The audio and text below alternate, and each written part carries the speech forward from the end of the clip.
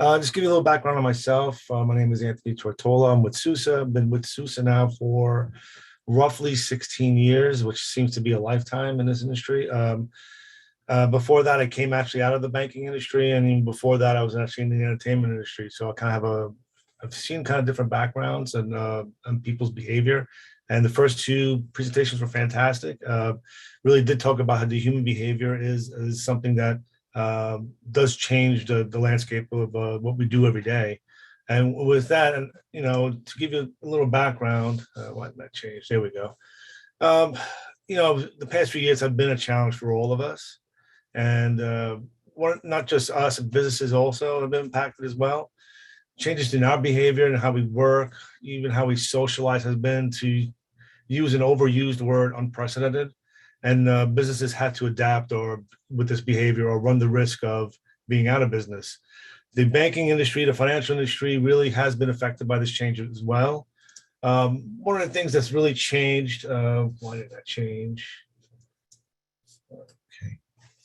Things that we've done in the past that we would do typically with our banks is we've done in person at a local branch. But with the pandemic, most of the local branches, if not all, were closed. So this pushed our customers to interact with their financial institutions in a digital-only manner.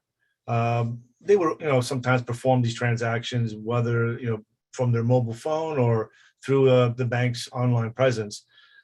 This put a lot of stress on top of the infrastructure. Customers expected to be able to perform those same transactions, all of them, in fact, that they normally would do in a branch. They would now want to do it digitally.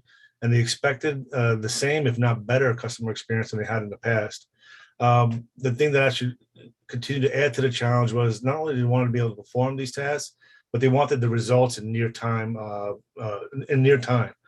This really put a big stress on the call centers like never before.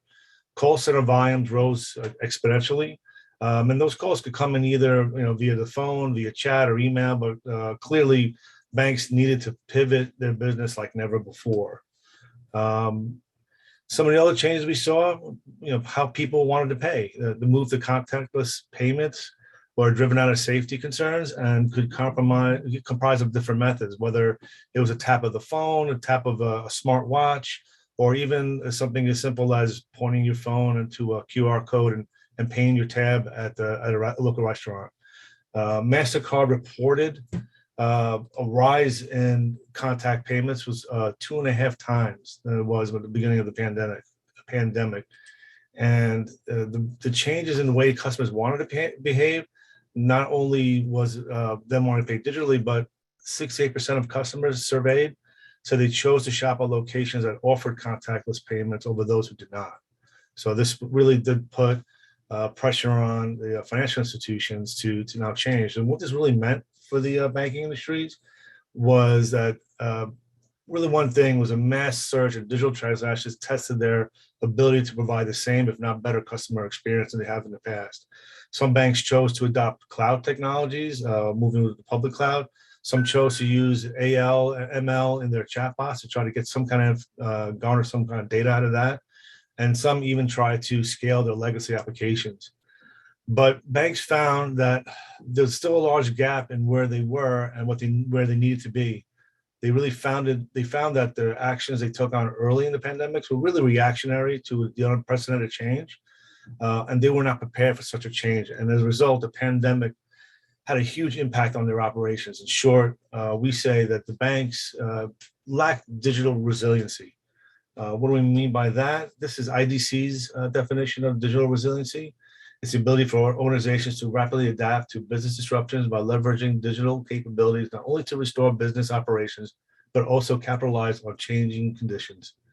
The two things really to point out here is we always say, look at the words rapidly adapt and digital capabilities. That's really what we mean by digital resilience. So how do you build on digital resilience? There's three main focus areas that we talk about. One is to really modernize your environment, right? We want you to transform your core. And this is really meaning about taking your applications and starting to write them in smaller and nimbler microservices using container and cloud technologies. By doing so, this really gives you the ability to have the scalability that you want and the fault tolerance that you want. And for those legacy applications that just cannot be refactored easily into microservices, just by containerizing them in what's called a lift and shift, would immediately bring results. The results being they become portable, they'll get the HA that you want from containers, but it really gets you set up to get your environment poised and ready to be into the next stage of that environment. The second focus group, really, we say, is embrace the hybrid cloud and multi-cloud paradigm. We're seeing an increase of customers deploying hybrid cloud, and we see 80% of them are deploying or planning one. And in their infrastructure that of the 80%, 92% of them are designing and implementing a multi-cloud technology. An IDC survey also stated that in 2018, those customers were spending approximately 18%, 1/8 of their budget. And now as of 2022, we're seeing about 33%. Adopting the strategy gives you the following benefits, right? It gives you pricing flexibility, it gives you the agility to pivot. It strengthens your resiliency, right? Having multiple clouds and having a hybrid adoption is, if one cloud has an interruption in service, your services are not interrupted because your services are live on another cloud. So that gives you that benefits right there. Scalability also is part of that. Being able to rely not just on your own data center, but being able to scale into the cloud, into a public cloud, really does have a great benefit for banks, as we all know. Certain times of the year are more, let's say, busier for them than others. And then finally, it avoids vendor lock-in. And something you'll hear us at Suse talk about on a constant basis. We do everything to make sure you don't get a vendor lock-in, and we have all our strategies are poised upon that. And by promoting the multi-cloud technologies, we say, hey, this really does give you the ability to pick the best functions of whether it's a hybrid or whether it's multi-cloud, and pick those best functions that suit your business versus having to conform to their business. And let's see, sorry. Third pillar really is around location agnostics. Whether your compute sits inside the data center, whether it sits at the edge, whether it's the public cloud, you should be able to leverage them as easy as possible to meet your customer requirements. And that helps you with scale and performance. So doing that from core to cloud to edge, we say is a great strategy.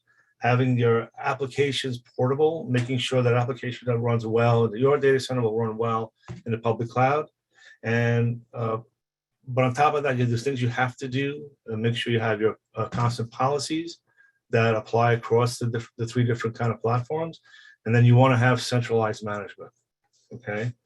So with that, let's take a look at how this could be possibly look like for a bank.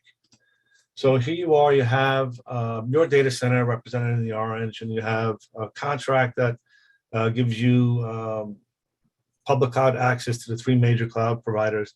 And of course, at the edge, you have some edge devices sitting in your branch offices that collect data on what the customers are doing. So you start with deploying some of your applications to the public cloud. This immediately gives you the ability to be scalable, handling any bursting capabilities that you need during those peak season usage. Now you want to add those same kind of microservices all the way at the edge, right? So now you have, for example, some real-time insight to how your customers are using what features of that branch location or just that remote office. What are they using and where you need to scale up or scale down? So with that, it really does give you the ability to have the ability to grow and change your environment. And one of the challenges we've always had in the past is managing all of this, right? So we have an open source tool called Kubernetes. I'm pretty sure all you're familiar with this at this point. Kubernetes really comes from the open source project that was born at Google, called Borg, which they use internally to run their environment. So Kubernetes is the intelligence that tells the infrastructure when to scale up or tear down your environment. What's really good about it is not only can it do that, if there's a workload that needs to be recovered in case of an outage, it will automatically recover. Kubernetes does provide the intelligence that we need, but it did come with the same problems we've seen in the past, where it's really not easy to centralize its management. You kind of need deep knowledge of the different infrastructures and management overviews of those entire infrastructures. So we said, hey, it would be great to have a tool set that kind of flatten the learning curve, make it simple, and come up with a way to make all these different types of platforms more interoperable and easy to function. We at Suse Rancher, have done that. So gotta wait for these slides to catch up. Sorry about that. So here's that same infrastructure. We have a tool called Suse Rancher. Really, it's our enterprise Kubernetes management platform. We provide IT operations teams with the ability to view and maintain and secure their Kubernetes infrastructure, whether it's on-premise, whether it's in the public cloud, or at the edge with a single pane of glass. This gets really important when you start to either grow your data center infrastructure, add edge location, or maybe even add new public cloud providers.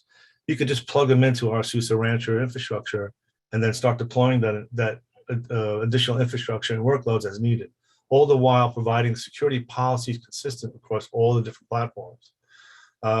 Rancher also provides powerful features that can enable your developers to build, develop, and upgrade the microservices that your businesses need in the programming languages of their choice. We don't tell them what kind of code they need to write, and they can then deploy it also into the infrastructure.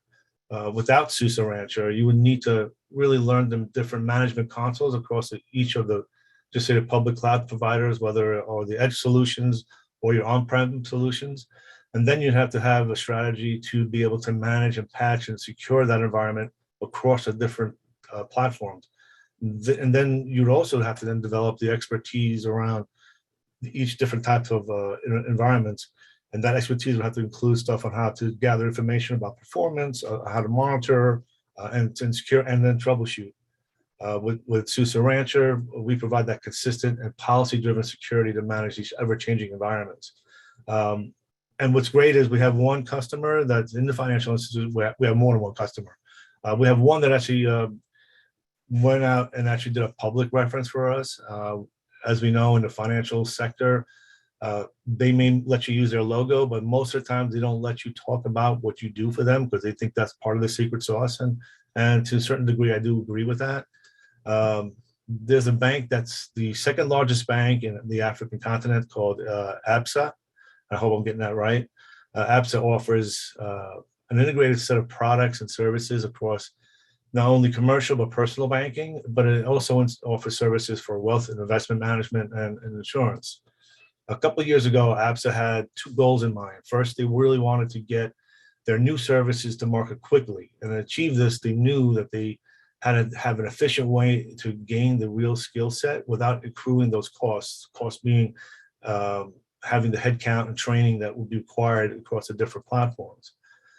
Secondly, they wanted to transform the way and how they build their applications from a legacy monolithic mindset to more of a cloud native microservice architecture.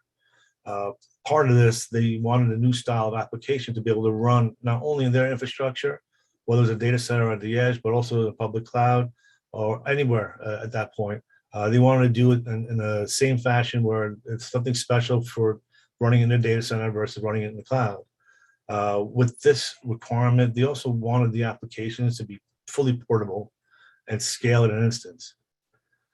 ABSA selected us at Suse Rancher and our solutions to achieve that efficiency as they brought on those new services to market and gain that flexibility to cloud native applications and microservices provide. And let me get a little bit more deeper in that. With our tool set at Rancher, Suse Rancher, you gain the ability to bring those new services to market quickly by allowing you to leverage Kubernetes for deploying these services without having to manage and learn the complexities of such an environment.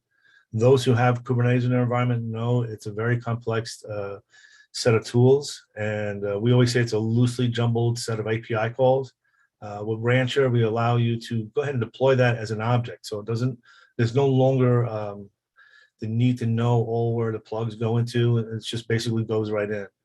With Rancher, you can deploy these services across multiple platforms, whether the services need to be resided in your data center or in the cloud or at the edge. It all looks the same. It gets consumed the same by Rancher. It simplifies the complex nature of Kubernetes. And we put in an easy to understand single dashboard or single pane of glass. No longer you have to manage the different landscapes with different tools or individual management portals. We will manage them all. As long as they're CNCF certified Kubernetes deployment, we are able to manage and maintain them. Also, one of the things that we did was we give them the ability to give developers the ability to, again, develop their language, their microservices in whatever language of choice, and then give them the tool. We have the tool called Fleet, allow them to deploy this quickly across their infrastructure. And with that, the IT side of the house, the IT ops, can use the console to really create, update, patch, and scale the Kubernetes infrastructure within that single pane of glass, and be able to maintain and monitor that deployment, making sure that that it gets deployed to where it needs to be deployed and it's functioning, and B, making sure it's resilient and scaling to the customer's needs. By obscuring this complexity of Kubernetes, Apsa was able to achieve their efficiencies and cost saves that you see here. They reported back to us that they reduced their management and outages by 80%. You know, when you start dealing with a single pane of glass, your management costs start to plummet, right? Versus having 3 or 4 or even 5 different management consoles to deal with. They also reduced their overhead costs compared to other vendors. And not to say other vendors are bad, but when you start looking at them putting into having to use their software, their stacks to have a complete solution from them, it kind of limits what you can do, and in the end really does drive your costs up.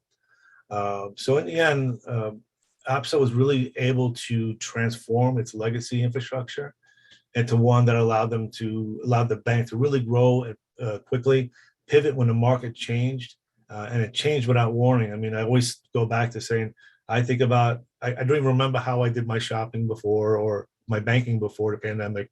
I've become so accustomed now to do anything through my phone. So they were able to deliver this modern banking solution that the customers really wanted and desired. So here, getting a quick snapshot of some of our trusted customers that really that allow us to really put their logos up. So we're trusted in over 15,000 customers worldwide. As you can see here in our financial vertical, we have quite a few, and actually Apps is not even listed here.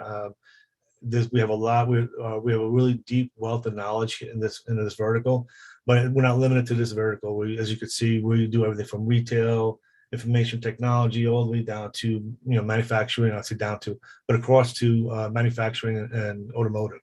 So very different, and that really does bring us to some of the advantages of dealing with a customer, a company like Suse. So I had a snapshot. We're a 29-year-old global leader in delivering innovation and reliable open source technologies. We've been doing this for a long time, and we have, we say, a world-class cloud native portfolio, starting with our enterprise-grade Linux distribution called SLES, all the way up to our full container ecosystem. And that allows us to offer you that support around hybrid, multi-cloud, and edge computing use cases. And all of this is backed by a world-class support organization. What does make us unique is our commitment to flexibility and freedom of choice to our customers. This means we ensure our solutions are supported and interoperable with as many platforms and technologies as possible, and not just solutions from Suse. This, again, like I said before, we strive to make sure we prevent any form of vendor lock-in. So whether you want to use our OS underneath the container or our OS but not our container solution, we are 100% happy to support you in either way, either scenario you want to be in. We just make sure that we allow you to make that choice your choice, and it's not ours. So today, you can see we have thousands of customers running mission critical workloads. 13 of the 15 largest financial services firms are our customers. And one of the things we also believe in is we firmly believe in open collaboration really drives innovation. Suse has collaborated over the 29 years with our customers. Customers do drive our products. We collaborate with our partners and some of the largest open source projects in the community. We built relationships with many of the leading technology companies, such as Intel and AMD, and enterprise application developers, such as SAP and VMware. And of course, public cloud providers such as AWS, Azure, and Google. And for example, our cloud business, just to show you the shift in how companies are responding, our cloud business has more than doubled each year for the past 3 years. So we're seeing that that adoption is no longer a thought, but it's actually it's happening.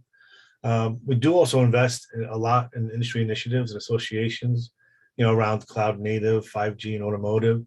And we also are leaders in providing open source software on IBM Power and the mainframe. So with that kind of summarize things, we said a future bank will be one that's not only able to create a positive competitive disruption through innovation and drive customer experience, but it also does it with a resilient infrastructure characterized by an agile and modern infrastructure. Great. That was fantastic, Anthony. Is there anything else? Or is this the conclusion? This is the wrap-up slide. Okay. Yeah. So we say, part of that resilient infrastructure really depends on, being, again, some of the key components, being across the multiple platforms like public, private, and hybrid cloud and edge, and then making sure that your compute or your workloads run is really location independent. You should be able to run whatever workload you need wherever you need to run it. So at Suse, you look at us for our deep experience in technology and innovation, and then help banks and other companies help them along this digital transformation journey. With that, that was my wrap-up slide. Excellent. Thanks so much. We went a couple of minutes over, but great content, very important information.